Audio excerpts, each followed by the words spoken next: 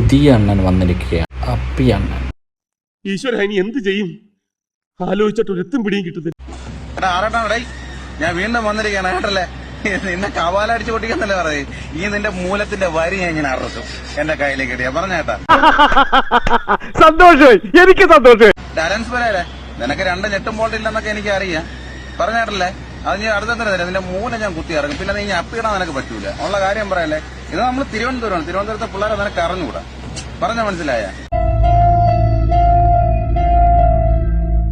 പയലടാ ചെറുത്താനേടാ. ഞാൻ നിന്റെ അടുത്ത് കേൾക്കാനാണ് പറയണത്. പറഞ്ഞേട്ടാ പറഞ്ഞേട്ടാ.